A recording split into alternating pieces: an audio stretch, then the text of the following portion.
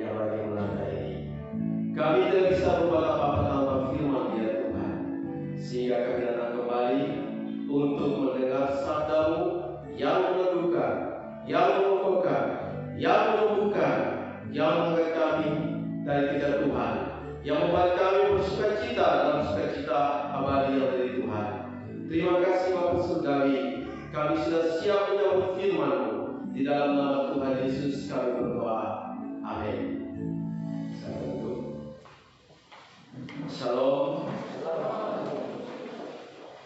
Saya tidak pakai mic dulu. Ya, saya tidak gampang dalam tangkapan live streaming.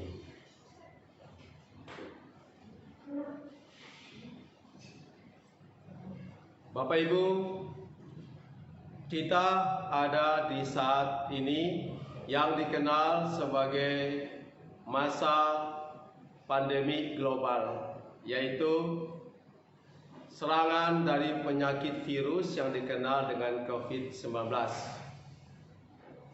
Dalam kondisi seperti ini, berbagai upaya dilakukan supaya kita bisa bertahan dari serangan penyakit itu ataupun tidak terpapar oleh penyakit itu. Berbagai hal yang diciptakan, dimunculkan untuk menolong kita. Salah satunya disebut sebagai protokol kesehatan, di mana orang percaya diminta untuk berdoa dan mematuhi petunjuk pemerintah tentang kesehatan. Salah satunya ialah jaga jarak. Salah satunya ialah jaga jarak. Artinya, kalau dulu kita bisa bersalaman bebas, kita tidak saling kenal, bisa duduk berdekatan. Sekarang yang kita saling kenal pun seyogyanya tidak berdekatan. Kalau tidak satu rumah atau kalau tidak punya hubungan dekat yang lainnya. Jadi jaga jarak itu salah satu. Bapak Ibu, Nabire terkonfirmasi sudah 160 yang terpapar COVID-19. Meninggal 6, yang kelihatan itu 160, belum yang OTG. Padahal Nabire bukanlah kota besar. Ini sesuatu suasana yang sebenarnya perlu membuat kita semakin hati-hati. Kita sudah berdoa, kita sudah berjuang dengan cara protokol kesehatan, tapi peningkatan itu terus terjadi. Dalam hal ini kita pun perlu meningkatkan doa dan mematuhi protokol kesehatan. Nanti setelah itu baru kita mati karena COVID, kita tidak masalah. Karena COVID ini seperti penyakit yang berjalan dalam kegelapan. Dokter, perawat yang memakai pakaian begitu lengkap, bisa ada kelengahan dari faktor lain. Waktu lain mereka juga terkena. Jadi penyakit ini bisa kena siapapun, suku manapun, bangsa manapun, golongan darah manapun, karakteristik bagaimanapun, tetap tidak ada yang kebal dengan penyakit ini. Tetapi sebagai orang beriman, landasan kita bukan pada situasi. Amin. Halo, amin. Sebagai orang beriman, landasan kita bukan pada situasi, tetapi kepada firman. Iman kita bukan iman emosional. Begitu dapat uang yang banyak, oh haleluya, bersukacita, siap mengadakan resepsi di tengah resesi misalkan, membanggakan diri kita. Tapi begitu datang sedikit penderitaan, mulai mengeluh, mulai menfitnah, mulai menyalahkan Tuhan. Tapi waktu kita terfokus pada firman, inilah jawaban satu-satunya bagi kita di dalam menghadapi berbagai konflik kehidupan, bukan saja COVID. Berbagai konflik kehidupan, jawabannya hanya firman. Untuk itu kita menghafal ayat hafalan kita minggu ini bersama-sama, mulai 1 Samuel 16 ayat 7. Tetapi berfirmanlah Tuhan kepada Samuel, janganlah pandang parasnya atau perawakan yang tinggi, sebab aku telah menolaknya. Bukan yang dilihat manusia, yang dilihat Allah. Manusia melihat apa yang di depan mata, tetapi Tuhan melihat hati. Saat ini saya mau mengajak kita dari landasan ayat hafalan kita ini, saya mengajak kita untuk melihat secara utuh dalam satu topik khotbah topikal pagi ini, yaitu jagalah hatimu. Inilah kunci sebenarnya bagaimana kita bisa menang terhadap berbagai konflik kehidupan.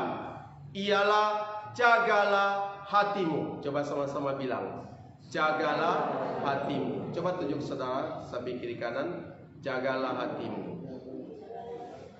Ya. Coba ulang, jagalah hatimu. Sekarang jagalah hatiku. Jaga hati. Hal ini prinsip saudaraku. Karena apa artinya jaga jarak, tapi tidak jaga hati? Hancur. Jaga jarak saling membenci. Covid gampang serang karena imun tubuh menjadi lemah. Itu salah satu contoh. Makanya Alkitab menjadi jawaban satu-satunya tentang menghadapi konfliknya kehidupan yang saya ulang-ulang katakan tadi. Karena konflik kehidupan itu begitu menyeluruh. Jagalah hati. Kenapa? Karena jagalah hati itu adalah kehendak Tuhan. Di dalam 1 Samuel 16 ayat 7, Tuhan membuka rahasia kepada Samuel, sang pelihat itu yang bisa mendengar suara Tuhan, bahwa yang Tuhan suka itu adalah hati. Di dalam Lukas 16 ayat 15 juga dikatakan bahwa yang dikagumi, yang disukai Tuhan, yang dilihat Tuhan adalah hati. Di dalam Amsal 4 ayat 23, jagalah hatimu dengan segala kewaspadaan, karena dari situlah terpancar kehidupan. Jadi jaga hati, bukan jaga dompet. Kalau jaga dompet sudah mulai gelisah, karena dompet sudah mulai kelihatan menipis, permintaan begitu banyak, mulai tidak aman, bisa sembunyi dompet. Tapi jaga hati, ini yang dikehendaki oleh Tuhan. Kalau hati sudah terjaga, maka semuanya bisa terkontrol. Itu maksud firman Tuhan bagi kita, kerinduan Tuhan, jaga hati. Tapi saya mau tanya bagi kita, bisa menjaga hati? Halo? Bapak Ibu, kita bisa menjaga hati? Amin? Oh, jangan aminkan. Kita tidak bisa menjaga hati kita dengan kekuatan sendiri. Makanya biasanya gagal. Kita berusaha jaga, saya sudah jaga hati saya. Tapi kenapa terus gagal? Kenapa terus jatuh? Sehingga lagu apa? Sakitnya ku di sini menjadi lagu yang begitu tenar. Karena sudah berusaha menjaga hati, tapi rasanya gagal. Benar tidak Bapak Ibu? Pernah nggak berusaha menjaga hati? Pokoknya saya tidak mau membenci dia lagi. Pokoknya saya harus berusaha menahan emosi saya. Pokoknya saya harus menang hari ini. Pokoknya. Begitu masuk dalam pertandingan kehidupan yang real, nyata, gagal. Menangis lagi. Sehingga lagu yang disenangi adalah aku tak sanggup lagi menderita di dunia ini. Aku tak sanggup lagi.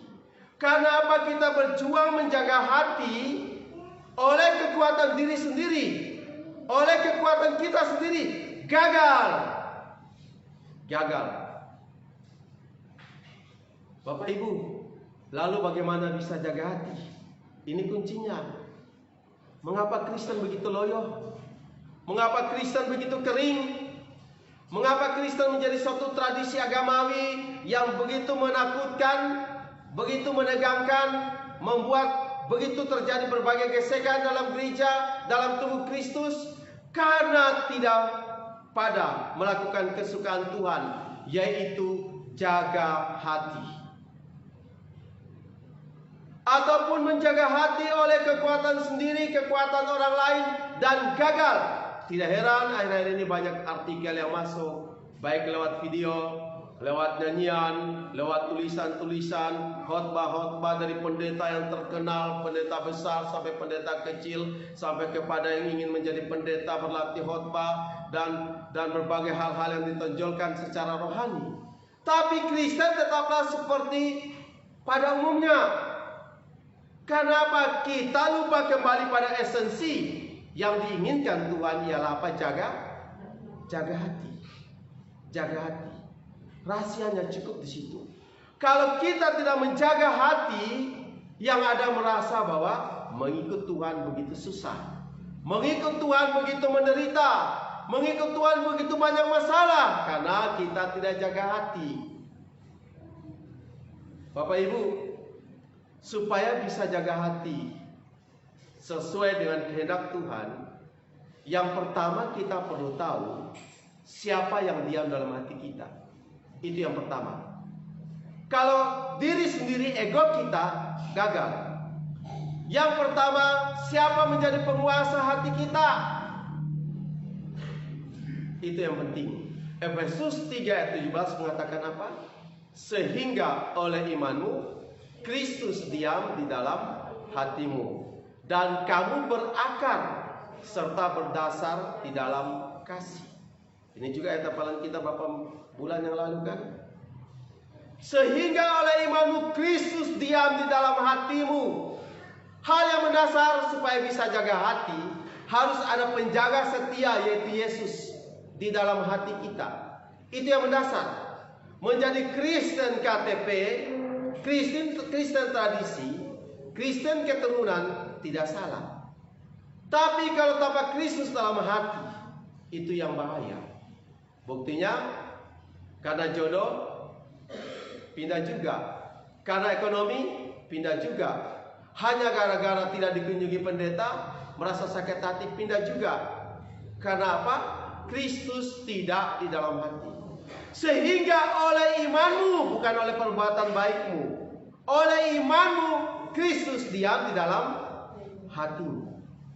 Penjaga yang setia, penjaga hati yang setia ini adalah Yesus. Di dalam beberapa tradisi ada istilah penjaga, penunggu. Orang itu kemana saja penunggunya ikut. Banyak orang kami doa pelepasan tentang penunggunya itu pergi. Waktu masih ditunggu, dia bisa melihat orang mati, dia bisa melihat banyak hal yang unik di alam roh, dia bisa melihat karena ada penunggunya, dan dia merasa ada orang berjalan di sampingnya mengikuti dia. Penunggu. Dan gagal, penuh penderitaan.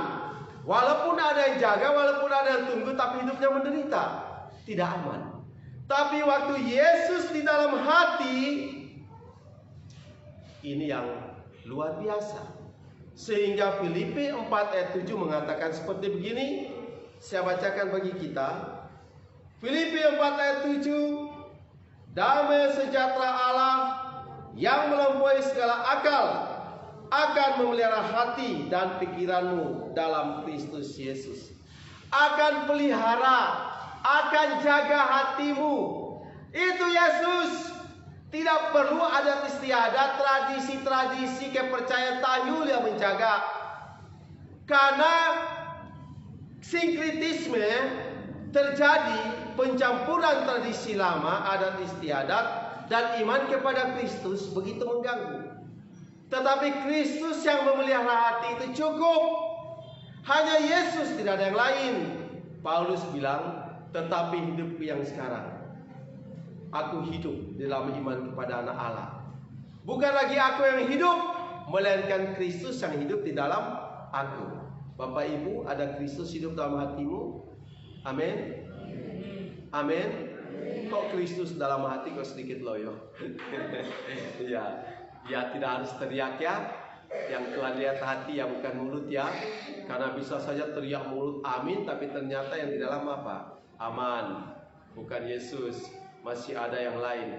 Bagaimana Yesus ada dalam hati saudaraku? Satu pribadi yang kekal, Allah yang Esa itu bisa ada dalam hati kita. Bagaimana? Yaitu cintanya, kasihnya, cinta kita pada dia. Pribadinya itu seolah seperti lekat erat, sama seperti orang yang lagi jatuh cinta. Orang yang lagi jatuh cinta itu saudaraku, yang itu saja dia. Mary ya Mary yang dia pikirkan. Sampai tikus lihat lewat pun dia kaget, dia kira Mary. Karena sangat terus ingat Mary. Yesus, kalau ada Mary di sini, saya tidak bermaksud ya, syukur tidak ada. Ya. Yesus dalam hati, Yesus masuk dan tinggal dalam hati, membuat damai sejahtera yang begitu melimpah melampaui segala akal pikiran, melampaui akal pikiran kita, itu pelihara langsung hati kita. Ini yang pertama. Makanya jawaban satu-satunya di dalam hidup ini adalah Yesus. Yesus perlu dalam hati. Yang kedua, bagaimana bisa jaga hati? Mazmur 119 ayat 11 bilang apa? Dalam hatiku aku menyimpan janjimu, supaya aku jangan berdosa terhadap engkau. Kalau pertama bagaimana Kristus diam di dalam hati, poin yang kedua adalah kebenarannya diam dalam hati. Kristus itu adalah kebenaran. Tapi kalau poin pertama tadi bicara tentang pribadi penguasa mutlak yang dalam hati kita, bicara yang kedua adalah tentang firman-Nya, kebenarannya. Dalam hatiku aku menyimpan janjimu, supaya aku jangan berdosa terhadap engkau. Hati ini bisa dijaga Bapak Ibu kalau ada firman di dalam hati. Tadi pagi ada satu persoalan yang mengagetkan kami lagi. Begitu mengingat persoalan itu, tiba-tiba seingatnya lagu apa? Aku percaya Tuhan tak pernah mengecewakan. Tuhan Yesus baik. Coba kalau ada persoalan tanpa firman, yang ada Tuhan kau kurang ajar sekali. Tuhan kau di mana? Tuhan suami botak itu cepat mati sudah. Kalau tanpa maaf, tidak bermaksud ke orang ya, hanya contoh. Karena tanpa firman. Kalau dalam diri kita ada firman, menghadapi situasi, ukuran kita bukan situasi tapi firman. Waktu orang bilang COVID ini akan merajalela dengan luar biasa, bisa saja terjadi. Saya sendiri memprediksi, saudaraku, ini bukan penglihatan, bukan nubuatan, bukan ya, tapi memprediksi. Bisa salah, bisa tidak. Kalau nubuatan tidak salah, penglihatan dari Tuhan tidak salah. Yang saya mengatakan adalah prediksi saya. Nabire bisa ribuan terpapar COVID. Karena apa? Banyak yang taat, tapi lebih banyak yang tidak taat. Begitu santai tanpa masker, bersama-sama begitu senang, baik di sekolah, baik di gereja. Ada gereja yang bangga. Seorang ibu mengatakan gini, oh saya senang di gereja itu, pendetanya menyuruh jemaat tidak boleh pakai masker, kami beribadah bebas. Silakan saja. Tapi faktanya bahwa dari tempat ibadah itu tersebar penyakit yang mematikan. Dan yang kelihatan berwibawa firman Tuhan luar biasa imannya, gugur juga. Gugur, saudaraku. Jadi bahwa kebenaran ini yang membuat kita bisa menjawab situasi. Walaupun prediksi saya situasional, sesuai dengan situasi, saya katakan seperti itu. Entah puluhan ribu rebah di sisi kita, kata firman, kalau kita adalah orang-orang terluput tidak akan kena, amin. Ataupun kita kena, kenapa takut mati karena COVID? Hidup adalah untuk Kristus dan mati adalah keuntungan. Lebih baik mati karena COVID atau mati karena sakit hati? Kok tertawa? Jawab. Iya. Yang mana? Lebih baik mati karena COVID atau darah tinggi? Lebih baik mati karena COVID atau asam urat? Tadi malam berbincang-bincang dengan seseorang yang begitu baik dengan tim juga. Kami punya pergumulan, beliau juga punya pergumulan, tapi serius memperhatikan pelayanan. Saya bilang, Bu, memang Tuhan mau kita jangan minum manis-manis saja, nanti gula darah tinggi. Dia ngakak tertawa, benar juga. Kristen maunya manis-manis saja, manis-manis saja, ya gula darah tinggi. Diizinkan pahit, marah, meronta, kenapa begini, kenapa begitu? Karena ukuran kita adalah situasi, bukan firman. Dalam hatiku aku menyimpan janjimu, supaya aku jangan berdosa terhadap engkau. Untuk itulah perlu latihan bagaimana firman di otak ini juga tersimpan dalam hati. Bagaimana bedanya? Kalau firman di otak, saya bisa lancar mengatakan 1 Petrus 2 atau 3. Ketika ia dicaci maki, ia tidak membalas dan mencaci maki. Ketika ia menderita, ia tidak mengancam, tetapi ia menyerahkan kepada Dia menghakimi dengan adil. Enak dari pikiran. Tapi begitu saya keluar, saya dicaci maki, saya juga mencaci maki. Berarti firman belum sampai di hati, masih di mana? Pikiran. Pintar hafal. Tidak heran kan sekarang banyak pengkhotbah dari kami loh, pintar mengkhotbah, karena firman hanya sebatas otak. Firman hanya sebatas otak, tidak masuk ke hati. Kita semua belajar. Ulangan 6 bilang, ajarkan berulang-ulang. Untuk itu tidak usah malu kalau hafal ayat. Dibilang kok lucu ya, yang dewasa-dewasa juga hafal ayat. Ya kan? Kenapa lucu firman Tuhan? Berkali-kali dihafal, akhirnya ingat. Waktu ada masalah yang berat, segala perkara dapat kutanggung. Di dalam Dia berikan kekuatan padaku. Tadi pagi contoh, begitu istri saya berbicara tentang sesuatu, kami taktik ada apa, sistemnya seperti ini. Tiba-tiba saya dengan sukacita ingat lagu itu. Aku percaya Tuhan tak pernah mengecewakan. Selesai. Tidak fokus pada situasi, fokus sama Tuhan. Kalau firman itu tidak ada, begitu beras habis, fokusnya kemana? Koperasi mana lagi ya? Iya. Koperasi sudah kenal muka kita ini. Ingat, tidak pada satu pribadi. Jangan bilang Pak John menyinggung saya, sama sekali enggak. Saya bingung karena banyak orang begini bilang sama saya, Pak John, kami nggak bisa menangkap maksud pikiran Bapak. Padahal saya maksudnya lurus apa adanya, tapi karena tanggapannya belok-belok, sulit menanggapi seperti itu. Jadi kalau saya bicara tentang koperasi, saya nggak menuju pada satu orang ya. Bahkan yang ikut live streaming ini pun mungkin merasa kok saya tahu bahwa dia lagi ngutang koperasi, belum bayar yang satu mau lagi yang ke lain, seperti itu. Tapi dengan percaya pada firman, ingat loh, saya nggak salahkan jangan ngutang ya. Tapi kalau fokus pada ngutang maksud saya ya. Jadi orang-orang koperasi tidak usah khawatir. Ya, fokus pada utang, baik pada bank hanya untuk hal keringan. Jadi waktu ada kesulitan ingat firman, kita ingat mencukupkan diri dalam segala hal, sehingga dapat uang, tidak tertipu dengan situasi langsung habis. Biar ayam krepek, ayam belut goreng, lele bakar, ayam rica-rica, kambing goreng, apalagi semua kita lahap. Karena lupa Alkitab bilang mencukupkan diri. Langsung habis. Setelah itu apa? Bapak menangis, aku tak sanggup. Akhirnya lagu yang paling disenangkan apa? Disenangin di tengah ombak dan arus pencobaan.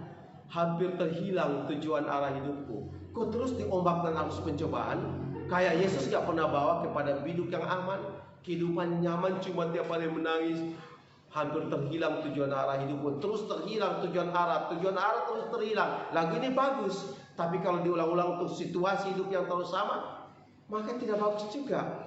Tuhan tidak pernah membawa kita masuk dalam ujian pencobaan terus yang begitu berat, tapi Dia juga biasa mengizinkan kita masuk dalam hal-hal yang luar biasa. Saya kuatkan seseorang begini, kalau lihat di Facebook saya selalu menunjukkan, memposting kegiatan pelayanan yang menunjukkan bahwa saya bisa menikmati hasil setiap saat, tidak merasakan panas teriknya situasi sekarang. Bukan seperti itu saja. Tuhan pun membawa saya masuk dalam kepedihan kehidupan, kesakitan kehidupan, penderitaan kehidupan, dua hal yang seimbang yang Tuhan izinkan terjadi. Makanya kembali pada firman bahwa Tuhan ada dalam dua sisi kehidupan. Sehingga pemazmur bilang, sekalipun aku berjalan dalam lembah kekelaman, aku tidak takut bahaya sebab Engkau besertaku. Padahal ayat yang pertama dikatakan, Tuhan adalah gembalaku, takkan kekurangan aku. Membawa aku ke rumput yang hijau, air yang tenang. Tapi ayat keempat, melewati lembah kekelaman. Bapak Ibu yang terakhir, supaya bisa jaga hati, maka kasih Kristus perlu terejawanta dari hati keluar. Perlu diaplikasikan keluar. Di dalam Filipi 4 ayat 5 mengatakan seperti begini. Hendaklah kebaikan hatimu diketahui semua orang. Tuhan sudah dekat. Kalau hati ini memang ada Kristus, kebenaran ini memang ada dalam hati kita, maka itu keluar kebaikan hatimu. Bukan kebaikan kepura-puraanmu, tapi kebaikan hatimu. Keluar. Hal ini yang penting, saudara. Ibu-ibu, untuk bisa menjinakkan suami, ingat, bukan harus berdandan cantik. Bukan. Berdandan cantik tidak salah. Tapi 1 Petrus pasal 3 memberikan pelajaran yang indah, yaitu hati. Karena kalau ibu-ibu berdandan cantik, tetap kalah dengan yang di luar sana yang lebih cantik. Karena ibu-ibu habis urus lombok, segala macam, urus anak, cuci pakaian, tangan sudah kebal, ibu-ibu berdandan tidak secantik mereka yang di sana, yang setiap hari hanya tugasnya untuk mempercantik diri. Betul tidak? Baru sadar ya? Mereka di luar sana tetap cantik. Karena kerja mereka hanya untuk dandan, oriflame, segala macam dipasang, kelihatan cantik. Wah, dipromosikan luar biasa. Ibu-ibu mau ikut-ikutan. Rambut mereka dicat apa itu? Dicatot ya. Tidak salah anak Tuhan dicatot. Tapi saya bilang kalau tidak ada makan riso, akhirnya apa? Makan rinso. Paksa diri. Ya. Silakan kalau ada berkat mau pakai makan riso bikin kelihatan indah, tapi ingat itu tidak akan menarik suami. Suami pasti lihat dalam hati, luar biasa, ada kuntilanak dalam rumah saya. Iya, dia bilang lebih baik setan yang di sana daripada setan di rumah. Betul tidak? Ibu-ibu, tapi ibu bukan setan. Hanya contoh. Kok bapak-bapak tidak tunggu itu ibu-ibu?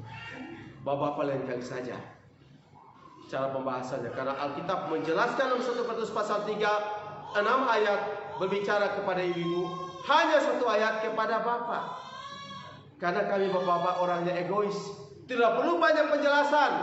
1 kali cukup. Kami diam-diam dengar dan lakukan. Ibu-ibu harus banyak ulasan. Jadi ingat ibu-ibu, jangan tertipu. Boleh pakai oriflame, tidak salah. Saya juga senang ada jemaat yang suka kasih saya hal oriflame itu. Tapi bukan itu ukuran kita. Hati ini supaya bisa menjinakkan suami, bisa membuat kami bapak-bapak yang biasa seperti kuda liar ini menjadi bisa. Hati ini ukurannya. Kecantikan dari dalam, bukan dari luar. Dari luar perlu, tetapi dari dalam. Jadi kalau saya lihat Facebook, orang kelihatan cantik-cantik, saya senang. Tapi juga saya pikir, ini orang cantik begini berkait dengan suami atau tidak. Iya. Iya. Kalau masih suka berkelahi dengan suami, itu pertanda bahwa kecantikannya itu nggak laku. Kenapa zaman sekarang ibu-ibu pada laku untuk ke salon, ke sana kemari, dipikir supaya menyaingi di luar. Kalah.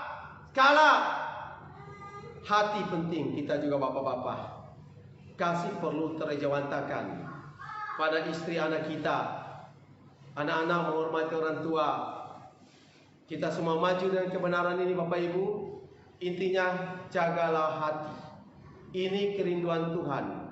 Kristus sudah di dalam hati kita. Kebenarannya dalam hati kita. Kasihnya dalam hati kita itu dikeluarkan untuk dunia yang dibutuhkan oleh dunia. Bapak Ibu, firman Tuhan biarlah memberkati kita. Kita benar-benar mau menjaga hati kita, menjaga segenap hidup kita. Kita terus maju dengan cara Tuhan. Kita percaya bahwa